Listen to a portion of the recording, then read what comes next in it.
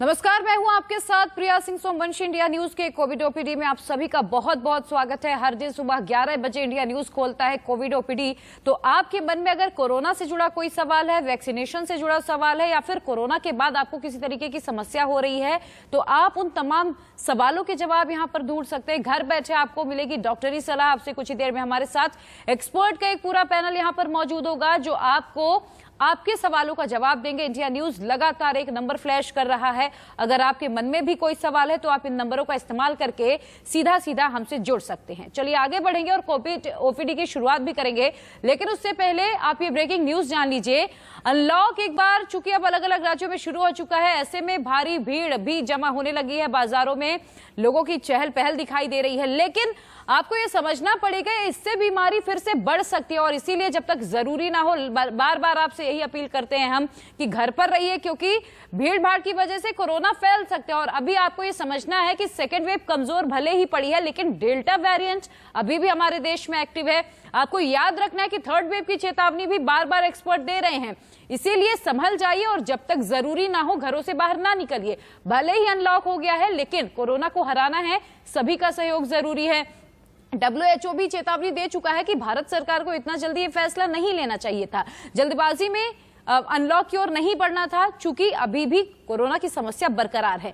लेकिन खास करके सबसे ज्यादा समस्या उन लोगों को होने वाली है जो टोबैको का सेवन करते हैं, जो तंबाकू खाते हैं, क्योंकि तंबाकू खाने से आपके लंग्स में असर पड़ता है। और इस बार आपने ये देख भी लिया होगा कि सबसे ज्यादा कोरोना का असर लंग्स में ही पड़ा है, सबसे ज्यादा इफेक्ट लंग्स हुए हैं। और इसीलिए हम आपसे अपील कर रहे हैं कि प्लीज आप टोबैको का सेवन ना करें, क्योंकि इससे आपको खतरा है। अब तंबाकू वालों को जरा बच के रहना जरूरी है। जो बीड़ी सिगरेट पीते हैं और तंबाकू चबाने वाले आदि हैं, उन्हें कोविड का खतरा सबसे ज्यादा है। माना ये जा रहा है, एक्सपर्ट्स भी ये कह रहे हैं कि उनकी रिकवरी भी दूसरे मरीजों के मुकाबले ज्यादा समय में होती है और लंग्स में बदलाव भी ज्यादा होता है। कोटा मेडिकल कॉलेज के श्वास रोग विभाग की ओर से इसे लेकर करीब 900 मरीजों पर एक बड़ी स्टडी भी की गई है, जिसमें ये बात निकलकर सामने साफ साफ आ गई है कि सबसे ज्यादा खतरा टोबैको वालों को है। 900 मरीजों को स्टडी में शामिल किया गया। इसमें 527 कोविड पॉजिटिव थे और 373 निगेटिव थे। 507 लोग स्मोकिंग व टोबैको यूजर्स मिले हैं। इनमें से 205 स्मोकिंग करते थे और 302 तंबाकू चबाते थे।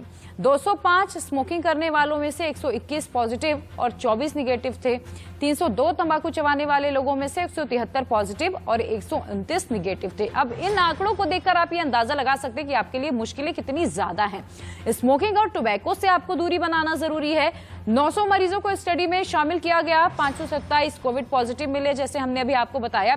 लेकिन अब ये भी समझ लीजिए कि सर्वे में क्या कुछ निकला है। स्टडी में ये पता चला कि जो मरीज स्मोकिंग करते थे या टोबैको का सेवन करते थे, उनका सीटी स्कोर 12 से कम नहीं था और ये ज्यादा खतरे की ओर इशारा करता है। जबकि धूम्रपान ना करने वाले कई ऐसे मरीज मिले जिनका सीटी स्कोर 7 तक था, यानी खतरा कम था, इन्हें माइल्ड कोविड था। यह स्टडी बीते महीने कोविड हॉस्पिटल में एडमिट हुए मरीजों पर की गई थी। ऑक्सीजन रिक्वायरमेंट की भी बात करें तो ऑक्सीजन रिक्वायरमेंट भी दूसरे मरीजों के मुकाबले जो लोग टोबैको का सेवन करते थे या स्मोकिंग करते थे, उनके लिए ज्यादा जरूरत पड़ी। और इसीलिए हम आपसे अपील कर रहे हैं कि आपको संभल जाने की बेहद जरूरी है। तंबाकू वालों को संभल के रहना है। क्यों रहना है वो समझ लीजिए। कैसे कमजोर होते हैं फेफड़े, सबसे पहले ये जान लीजिए। एक स्वस्थ इंसान की लंग्स कैपेसिटी 5 से 6 लीटर की होती है और 30 से जब 45 साल तक वो व्यक्ति पहुंचता है तो हर साल 30 से 35 मिलीलीटर तक ये कैपेसिटी घटती जाती है। अब स्मोकिंग वालों की बात करें तो स्मोकिंग करने में हर साल करीब 50 मिलीलीटर से ज्यादा ये कैपेसिटी घट जाती है। तंबाकू का सेवन करने वालों की बात करें तो इन्हें सबसे ज्यादा ऑक्सीजन की जरूरत पड़ती है और अगर टोबैको का आप सेवन करते हैं, इसका सीधा सीधा असर आपके लंग्स में पड़ता है। और इसीलिए हम आपसे ये कह रहे हैं कि आपको संभल के रहना है, आपको स्मोकिंग से दूरी बना लेनी है, आपको टोबैको से दूरी बना लेनी है। चलिए अब हम कोविड ओपीडी की शुरुआत करेंगे। अपने एक्सपर्ट की ओर आगे बढ़ेंगे। डॉक्टर यश जावेरी सीनियर कंसल्टेंट है, रेजिडेंसी हॉस्पिटल से हमारे साथ जुड़ चुके हैं। डॉक्टर यश जावेरी, आपका बहुत बहुत स्वागत है। आपसे कुछ ही देर में हमारे साथ डॉक्टर अस्मिता भी जुड़ जाएंगी। लेकिन डॉक्टर यश, मैं आपके पास आना चाहूंगी। चूंकि आंकड़े कम हो रहे हैं, मौतों के आंकड़े भी कम हो गए, लेकिन खतरा अब भी उतना ही बरकरार है। और WHO ने एक चेतावनी दी है कि भारत को जल्दबाजी में ये फैसला नहीं करना था, अभी अनलॉक की ओर नहीं बढ़ना था। तो क्या आप इसे किस नजर से देखते हैं? क्या लगता है सरकार ने अभी जो फैसला लिया, अलग अलग राज्यों ने जो फैसला लिया कि अब हम धीरे धीरे अनलॉकिंग की ओर बढ़ रहे हैं, क्या ये आने वाले संकट को आमद देने जैसा है? Thanks for the question. मैं सबसे पहले तो इंडिया न्यूज और आपका धन्यवाद अदा करना चाहूंगा कि आप बहुत वैलिड पॉइंट्स रेज कर रहे हैं इस ओपीडीज में। तो जो आपका प्रश्न है कि क्या हम बहुत जल्दी कर रहे हैं, तो मेरा आंसर है हाँ। हमने पिछली बार भी जल्दी करी और हमने उसके परिणाम भी देखे। बिल्कुल। बट अगर सरकार को अपनी कुछ लिमिटेशंस की वजह से, लोगों की जीविका की वजह से अनलॉक की प्रोसेस खोलनी पड़ रही है, तो हमें अपनी जिम्मेदारी नहीं भूलनी है। अल्टीमेटली सफरर तो कॉमन जनता है और हमें इस पेंडेमिक में समझ में आ जाना चाहिए कि हम सब एक आम आदमी हैं। बिल्कुल। ऐसा आपका रुतबा सब फेल हो जाता है वायरस के सामने। और जितनी आतुरता से हम बाजार खुलने का, अनलॉक होने का इंतजार कर रहे हैं, उतनी आतुरता से ये वायरस भी इंतजार कर रहा है। और अभी भी देश में हर शहर में कुछ एक्टिव केस हैं और उन एक्टिव केसों का बड़ा रूप लेने में बहुत समय नहीं लगता है। ये भी हम समझ चुके हैं कि जब कोरोना के बारे में कहा जाता है, जब कोरोना आता है तो एक बुलेट ट्रेन की तरह आता है, आपको पता नहीं पड़ेगा कि ये वेव आ रही है। बिल्कुल। और अब हमें ये भी समझना है कि n नंबर ऑफ वेव्स आएंगी कोरोना की और z नंबर ऑफ वेरिएंट्स आएंगे। जब तक हम उसके बारे में सीरियस नहीं हो जा सकते, कोविड एप्रोप्रिएट बिहेवियर हमारा सीरियस नहीं है, मास्किंग सीरियस नहीं है, अननेसेसरी रीजन से हम बाहर जा रहे हैं, तब तक हमारे ऊपर एक खतरा मंडराता रहेगा और हम इसके परिणाम झेलते रहेंगे। बिल्कुल डॉक्टर यश, अभी आपने चूंकि बात करी नंबर ऑफ वेरिएंट्स की, तो हमने अलग अलग कंट्रीज के अलग अलग वेरिएंट्स देखे। अगर भारत की बात करें तो यहाँ पे कप्पा और डेल्टा जैसे वेरिएंट हैं, और अब पुणे की रिसर्च में एक तीसरा नया वेरिएंट भी मिला है। और WHO भी ये कह चुका है और तमाम जो एक्सपर्ट हैं वो भी ये मानते हैं कि डेल्टा वेरिएंट अभी भी एक्टिव है, भले ही कमजोर पड़ा हो। तो क्या माना जाए, एक तो नया वेरिएंट तो मिल ही गया है, लेकिन डेल्टा वेरिएंट एक बार फिर से अपना कलर चेंज करेगा, अपना रूप चेंज करेगा और थर्ड वेव में ये और ज्यादा खतरा बनकर आ सकता है सामने? कोरोना एक तरह का बहरूपिया है।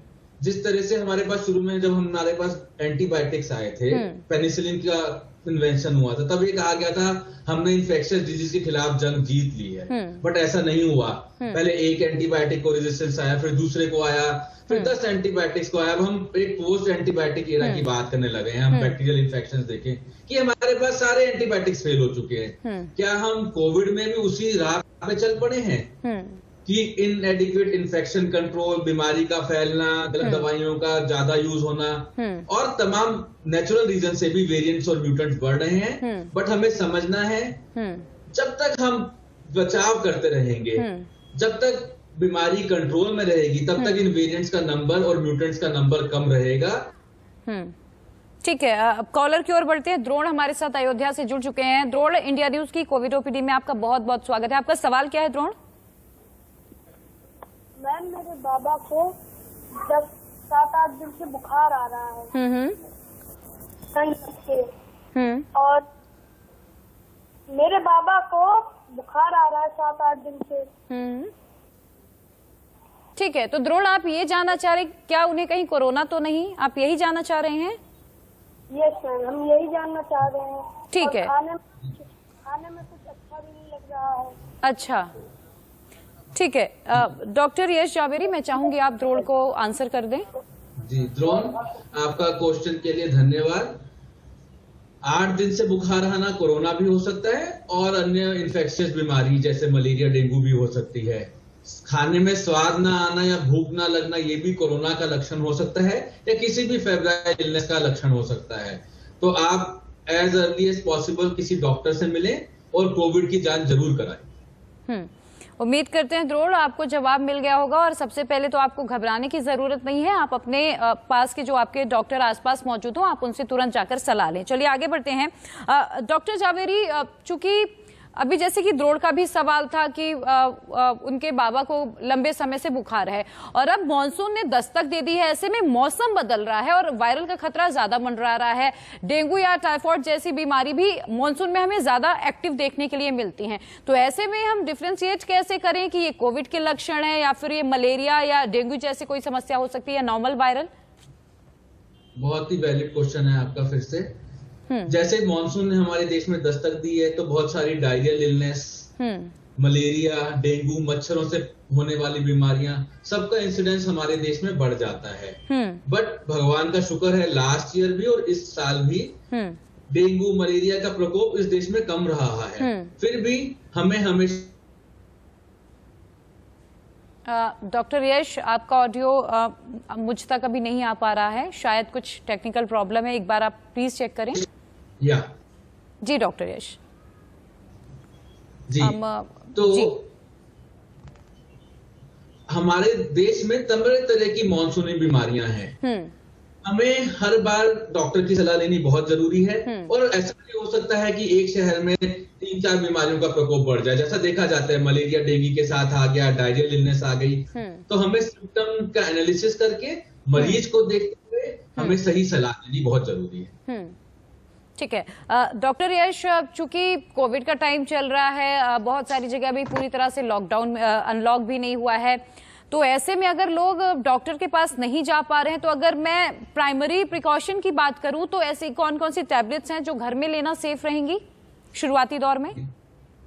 खास करके बुखार के लिए हम कहें तो पैरासीटामोल एक बहुत ही सेफ दवाई है। पैरासीटामोल के अलावा कोई भी फीवर के लिए अन्य दवाई ना लें।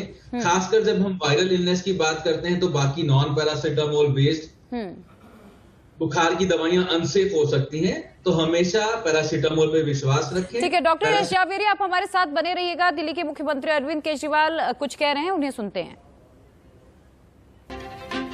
तो इंडिया न्यूज पर लगातार कोविड ओपीडी जारी है। अगर आपके मन में कोई सवाल है तो आप इंडिया न्यूज जो नंबर फ्लैश कर रहे हैं उनका इस्तेमाल करके हमसे सीधा जुड़ सकते हैं। हमारे साथ डॉक्टर यश जावेरी जुड़े हुए हैं, सीनियर कंसल्टेंट है रेजेंसी हॉस्पिटल के, और डॉक्टर अस्मिता मेहता हमारे साथ जुड़ चुकी हैं, सीनियर कंसल्टेंट हैं अमृता हॉस्पिटल से। लगातार इंडिया न्यूज पर आगे भी कोविड ओपीडी जारी रहेगी, लेकिन फिलहाल वक्त एक छोटे से ब्रेकअप, फौरन हाजिर होंगे, आप जुड़े रहिए।